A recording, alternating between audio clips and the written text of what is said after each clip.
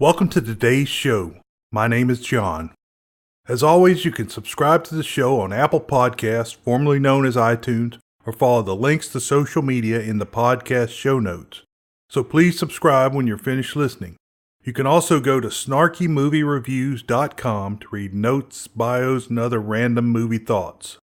Today's movie is The Day the Earth Stood Still, 1951. Directed by Robert Wise, this is one of the best and most well-known science fiction movies in the benevolent alien group. Many people quote from this movie, not really knowing the origins. This movie is rated 7.8 on imdb.com and scored 78% on Rotten Tomatoes. The film was generally well received by critics and holds up well in the 1951 class of films. However, New York Times critic Bosley Carruthers wrote, at the time, a bad review calling the movie tepid entertainment and said Gort was oddly unmenacing. The LA Times said it had certain subversive elements. I wonder what they saw. The Day the Earth Stood Still, 1951 has been recognized for its importance and was selected for preservation by the Library of Congress National Film Registry. It is listed on a few American Film Institute AFI list. 82 on 100 Years, 100 Thrills, 67 on a similar list, 100 Years and 100 Cheers, 5th best science fiction film ever, 100 Years, 100 Heroes and Villains, Klaatu is a hero, of course, 100 Years, 100 movie quotes for, wait for it, Gort, Klaatu, Barada, Nikto. On a very sad note, this movie was remade as The Day the Earth Stood Still, 2008. Even with Keanu Reeves as Klaatu, this movie is a horrible waste of film. They shouldn't have done it. President Ronald Reagan was a little obsessed with this movie. He felt all the world's problems would go away if we were invaded by aliens. He spoke about it when he met with USSR leader Mikhail Gorbachev in Iceland and said it in a United Nations speech. Quote, I occasionally think how quickly our differences worldwide would vanish if we were facing an alien threat from outside this world, unquote. So, on that interesting note, let's jump into actors.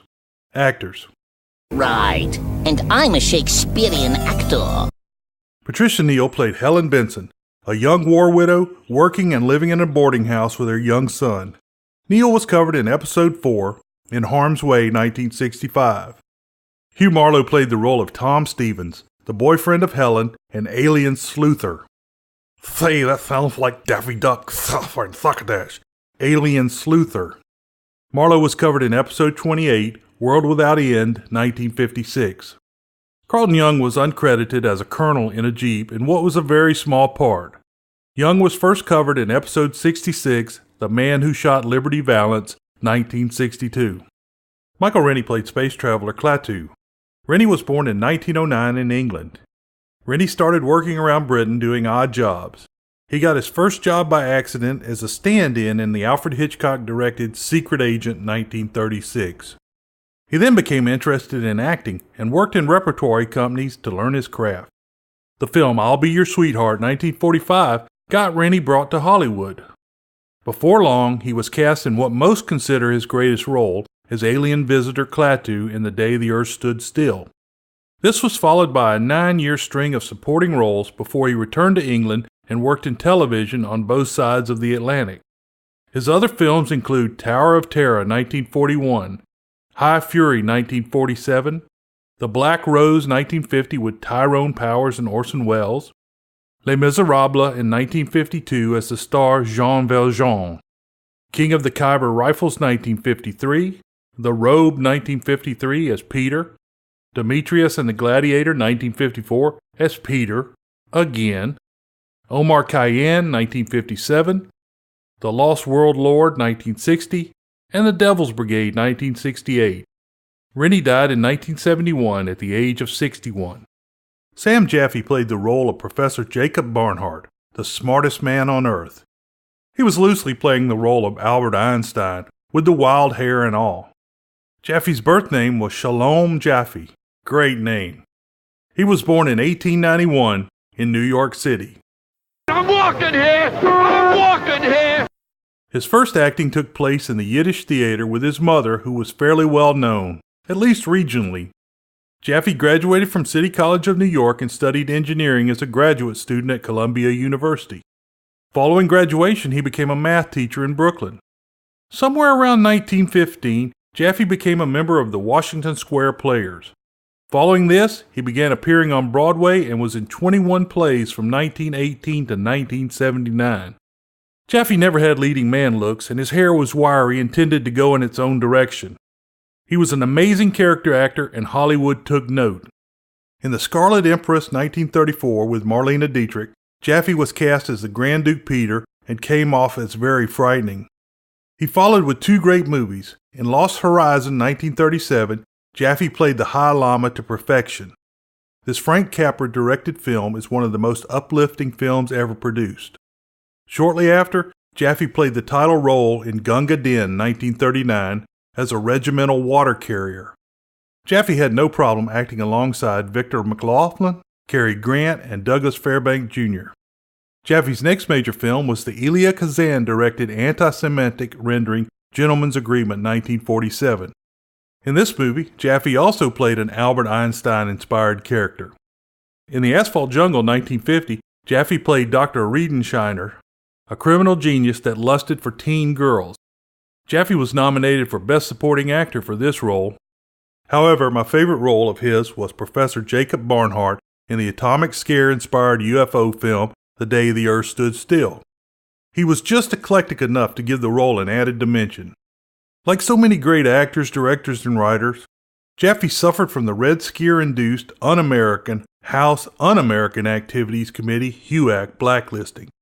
The filmmakers had to appeal to the head of Fox Studios for Jaffe to keep his role in The Day the Earth Stood Still 1951. The next film of note for Jaffe was The Barbarian and the Geisha 1958. This role was followed by a role in the epic Ben-Hur 1959. Following this, Jaffe spent a lot more time working in television, including successful series such as Ben Casey 1961-65. Jaffe continued to work in television and film up until his death at the age of 93 in 1984. Billy Gray played the role of young Bobby Benson. He was actually only 12 years younger than Patricia Neal, who was cast as his mother. He was cast in the role of Bud on television's Father Knows Best 1954-1960.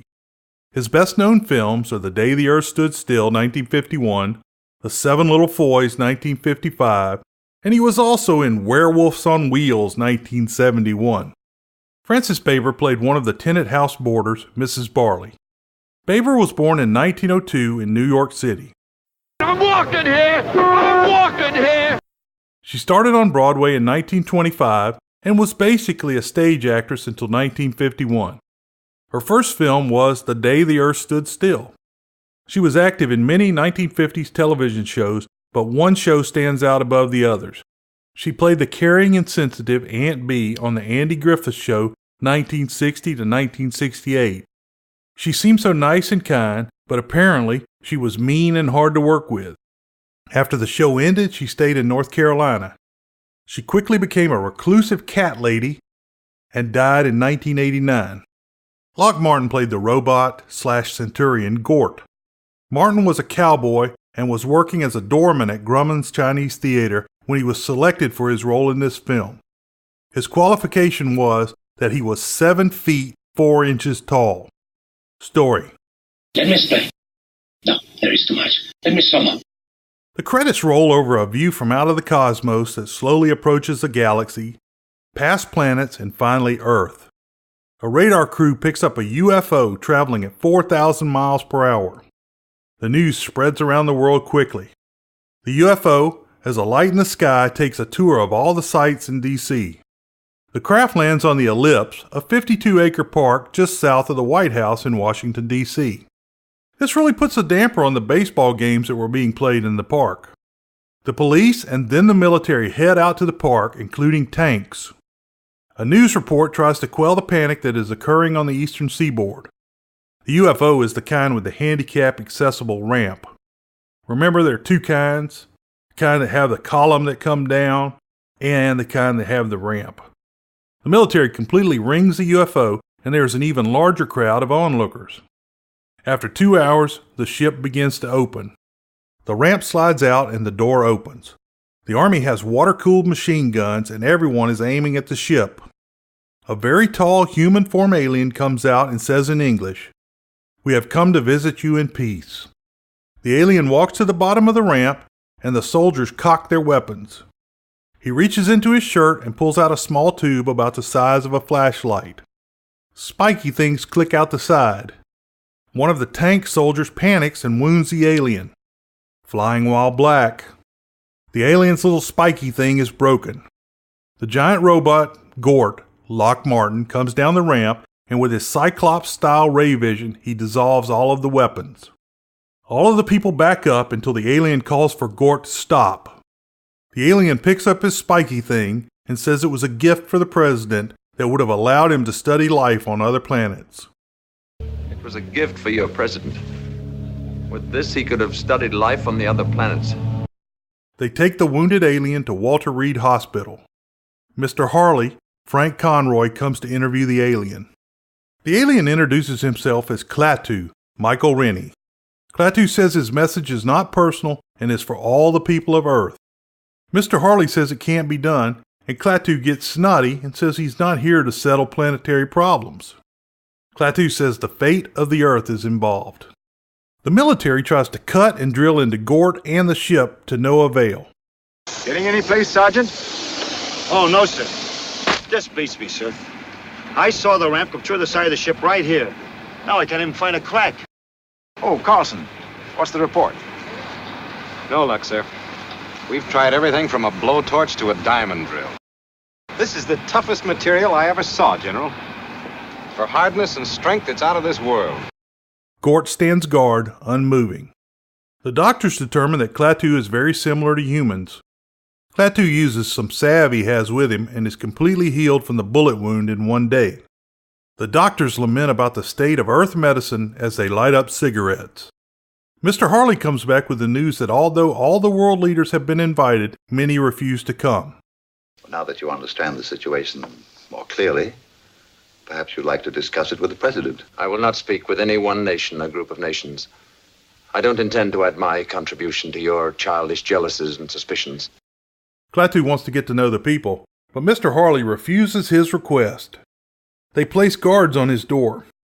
That night, Klaatu escapes and the military begins an all-out manhunt. Unfortunately, the only picture they have are the ones of him with his helmet on. He had one job. He has stolen the clothes of Major Carpenter. The bag he carries has the initials LMC. I don't get it. He goes to a boarding house and scares the bejesus out of the other guests as they are watching news reports on the aliens. The newsman on the television is wearing a fedora. Bobby, Billy Gray, is the first one to see Klaatu. Klaatu registers under the name John Carpenter. The landlady introduces Bobby's mother, Helen, Patricia Neal. During Sunday morning breakfast, the talking heads on the radio are doing a Fox-style news show and demand that the alien monster is tracked down. This creature, where is he? What is he up to? If he can build a spaceship that can fly to Earth, and a robot that can destroy our tanks and guns, what other terrors can he unleash at will? Obviously, the monster must be found. He must be tracked down like a wild animal. He must be destroyed. George, would you turn that radio off? I'm trying to concentrate. Why doesn't the government do something? That's what I'd like to know. What can they do? They're only people, just like us. People my foot. They're Democrats. Klaatu reads about Professor Jacob Barnhart, Sam Jaffe, who is more or less based on Albert Einstein. Mrs. Barley, Frances Bavers, worries out loud about the alien, while Helen takes the more liberal view by mentioning that he was shot as soon as he landed. Tom Stevens, Hugh Marlowe, shows up to see Helen. Apparently her husband was killed in the war, and her and Tom get all kissy face. Helen says they don't have anyone to stay with Bobby while they go out on their date. Klaatu steps up and volunteers. The mother is a little suspicious, but the future stepdad is all for it. Bobby gives a first-rate tour of D.C., beginning with the grave of his father at Arlington Cemetery. They decide to go to the movies, but Klaatu doesn't have any money. He gives Bobby 2 large diamonds for $2. Klaatu and Bobby go to the Lincoln Memorial and read the Gettysburg Address. Klaatu is very impressed by Lincoln's words. Those are great words. He must have been a great man. Well, sure. Klaatu asks who the greatest man in the world is, and Bobby says it would be Professor Barnhart. They then go to see the spaceship. The military is building a barricade around the ship. They hear the Army is now in charge of the search for the spaceman. Klaatu decides to go to Professor Barnhart's house.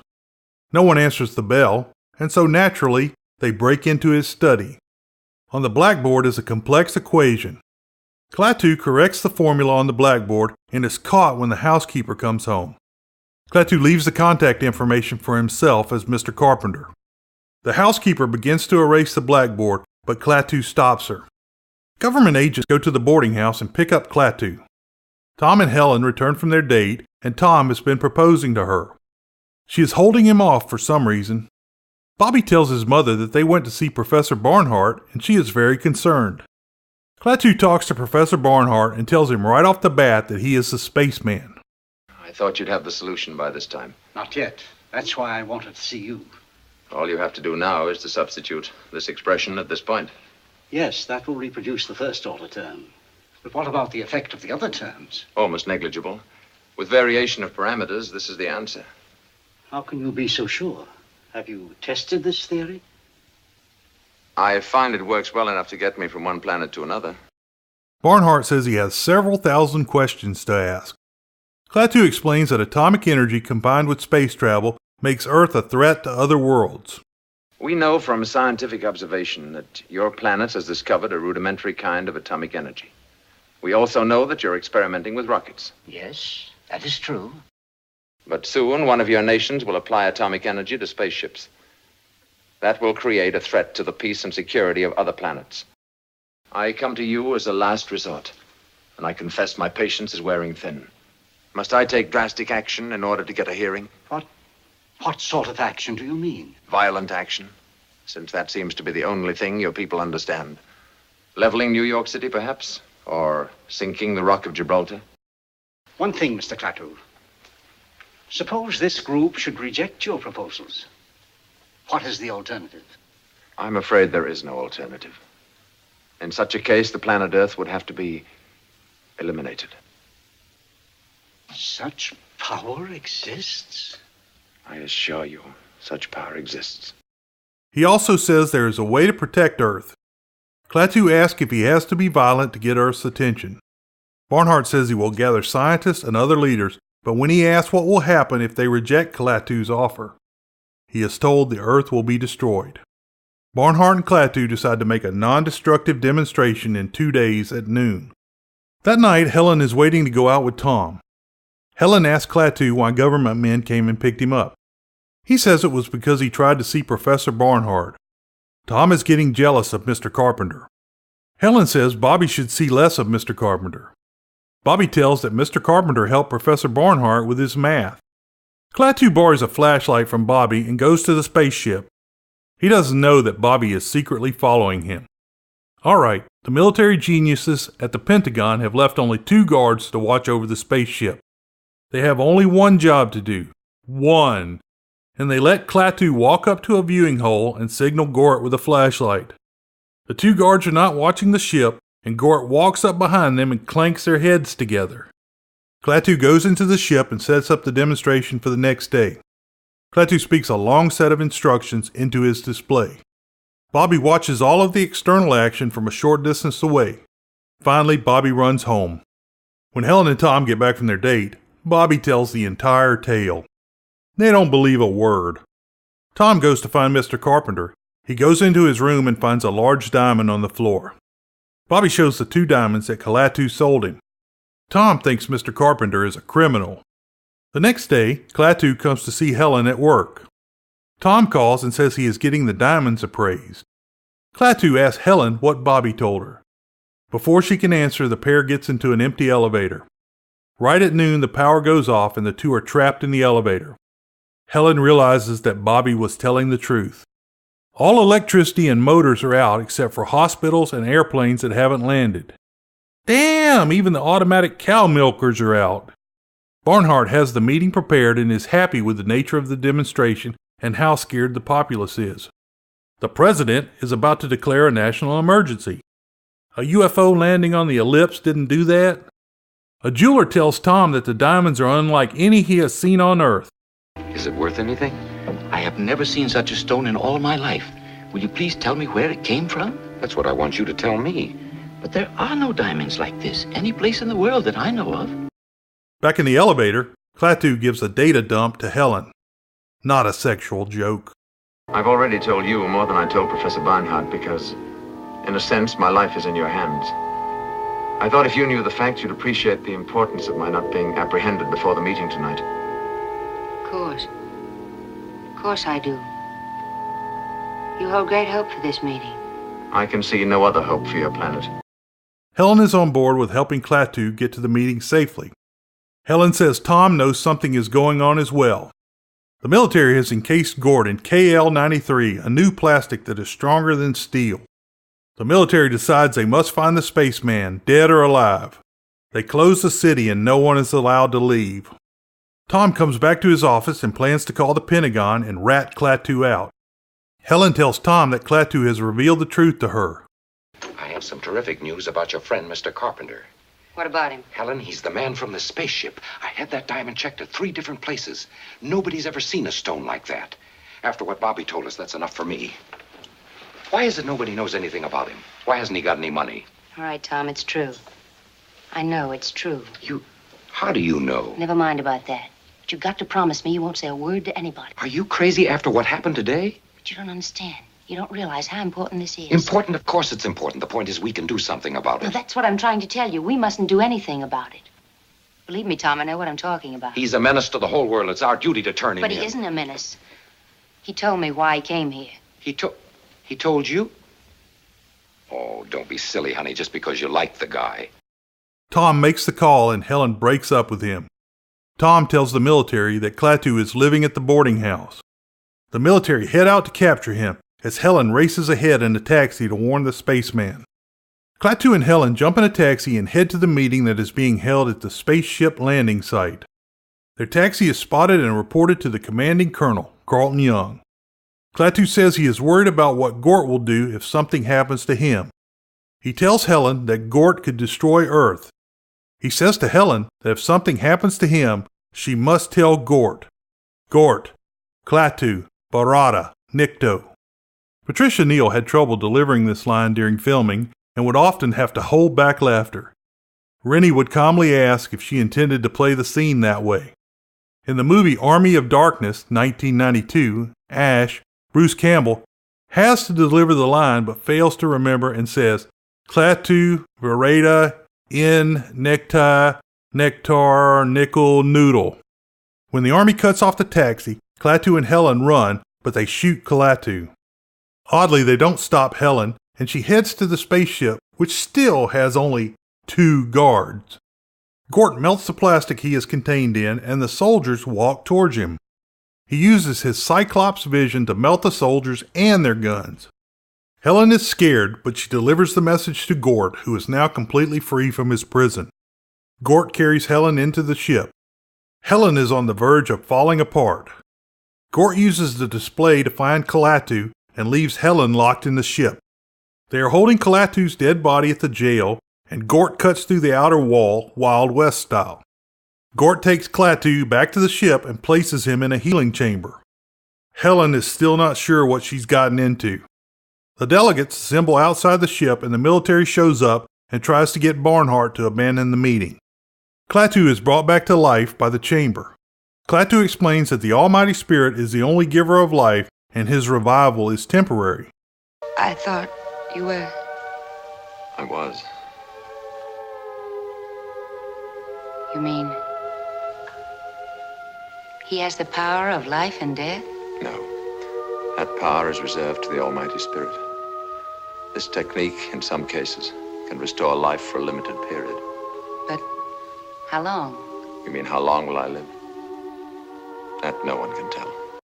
Barnhart is addressing the delegates when the ship's door opens and Gort comes out, followed by Klaatu and Helen.